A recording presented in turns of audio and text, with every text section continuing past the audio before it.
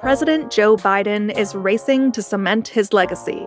SpaceX lost a spacecraft, and we'll look back at the long and strange career of David Lynch.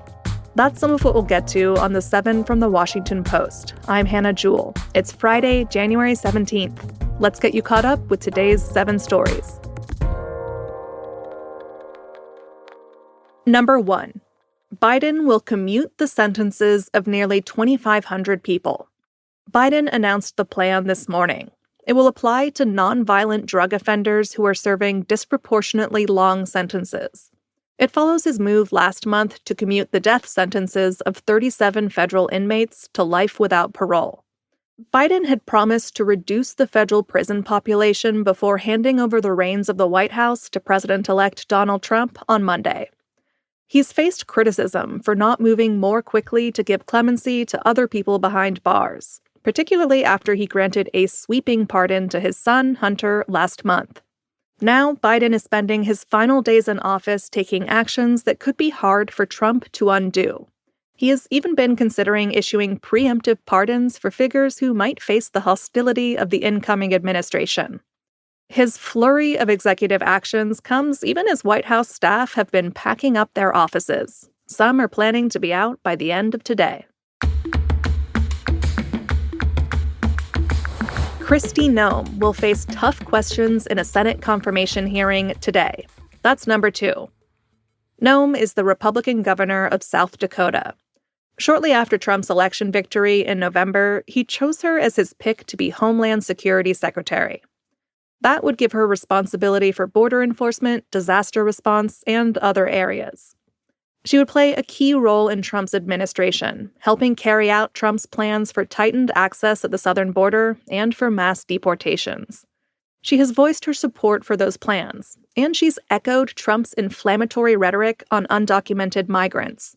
The hearing is set to begin at around 9 a.m. Eastern this morning. You can find a link to live updates in our newsletter. Find that in our show notes.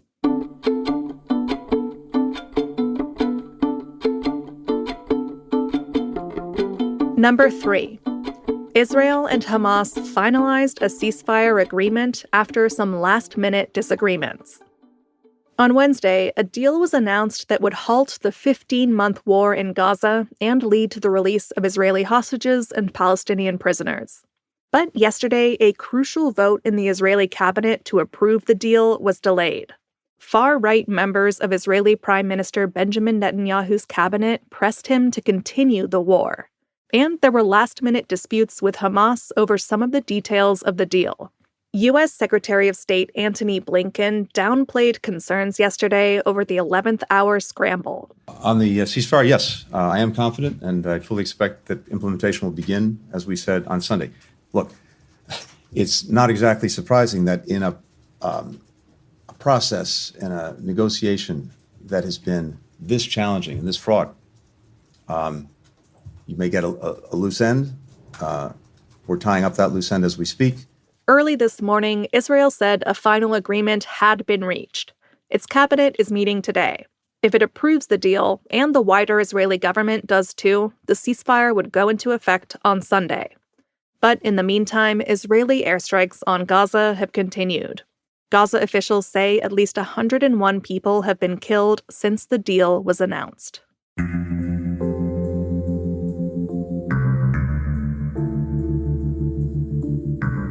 Number 4. The renowned filmmaker David Lynch has died. Lynch was a visionary surrealist who bridged the avant-garde and the mainstream. He blended melodrama with whimsy and horror. His work explored the sinister corners of the human psyche and revealed the darkness lurking behind America's white picket fences. His most famous work includes the films Blue Velvet from 1986, Mulholland Drive from 2001, and the 1990s TV series Twin Peaks. Lynch revealed last year he had the lung disease emphysema, which he blamed on years of smoking. But he also posted on social media, "I am filled with happiness and I will never retire." His family announced his death yesterday. He was 78 years old.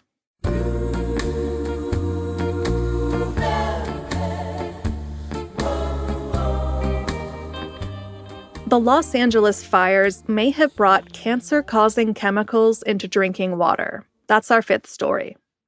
As dangerous windy weather has calmed in Southern California, firefighters are making progress against deadly fires there. But even as those fires are slowly contained, new dangers lurk for residents of affected areas. Since the fires broke out last week, officials have issued do not drink and do not boil notices for parts of Los Angeles County. In other natural disasters like floods or earthquakes, city officials may recommend boiling water before using it. But unlike with bacteria or viruses, boiling is not enough to remove harmful chemical compounds from the fires. It may take officials weeks to determine the water's safety. So if you're in LA, make sure you're paying close attention to any water alerts.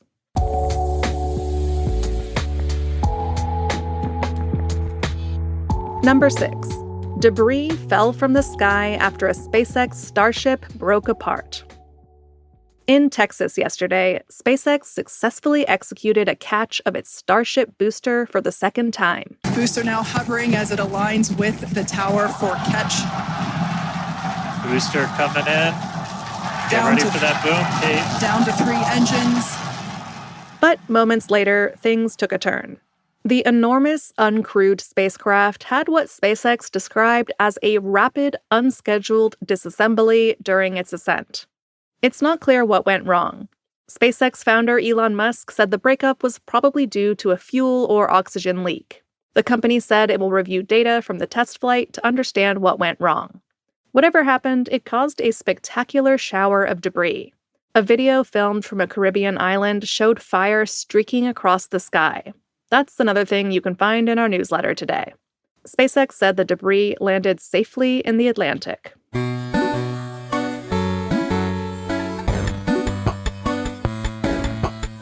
And at number 7, Nintendo revealed its successor to the massively popular Switch. You can probably guess the name. It's Switch 2. Yesterday, Nintendo shared a teaser trailer for the new console. It kept a lot of details under wraps, but we do know it will arrive this year. And it looks pretty familiar, with a docking system like the original Switch. And Nintendo said it will be able to play games from the first Switch console. So don't worry if you still haven't got round to playing Tears of the Kingdom. I'm told by my colleagues that's a great game. The Switch 2 has big shoes to fill. Its predecessor was launched in 2017 and became the third best-selling console of all time. Nintendo promises it will share more information on April 2nd.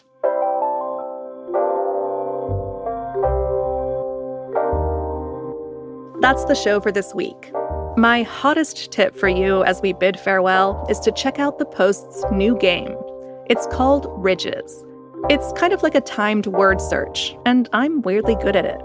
I haven't had time yet to play today's game, but yesterday I made it to level 172. So go find it in our newsletter and see if you can beat that number. I bet you can't. The assistant producer of The 7 is Taylor White. The staff writers are Jamie Ross and me. John Taylor is our editor. Special thanks to Gina Moore-Barrett and to my household's David Lynch expert, Sam Weatherall. Additional editing by Christina Quinn. Copy editing is by Melissa No and Thomas Haliba. Mixing and sound design by Jim Briggs and Justin Garish. Our theme music is by Edith Mudge. Renita Jablonski is our director of audio. I'm Hannah Jewell. Thanks for listening and have a great weekend. I'll meet you back here on Monday.